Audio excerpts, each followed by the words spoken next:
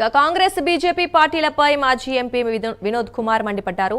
Congress BJP పార్టీలు బీసీలను మోసం చేస్తున్నాయని వినోద్ కుమార్ విమర్శించారు. బీసీలపై మోదీకి చిత్తశుద్ధి లేదని ఆయన అన్నారు. మోదీ రాహుల్ గాంధీ తలుచుకుంటే గంటలో బీసీలకు రిజర్వేషన్లపై చట్టబద్ధత కల్పించవచ్చని ఆయన తెలిపారు. 42% అమలు గురించేది.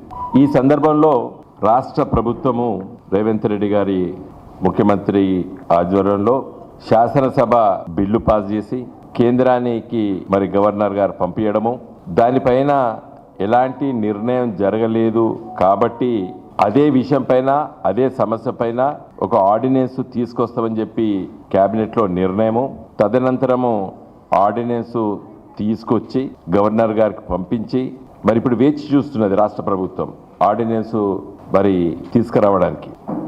ఆలస్యం అవుతుంది కాబట్టి మళ్ళీ నిన్నగాక మొన్న క్యాబినెట్ మళ్ళీ కూర్చొని మేము ఢిల్లీకి వెళ్ళి రాష్ట్రపతిని అదేవిధంగా ప్రధానమంత్రిని మంత్రుల్ని కలుస్తాము, మొత్తం మంత్రివర్గం కూడా అక్కడ ఢిల్లీకి వెళ్తామని చెప్పి కూడా నిన్నగాక మొన్న జరిగిన క్యాబినెట్లో నిర్ణయం తీసుకున్నారు.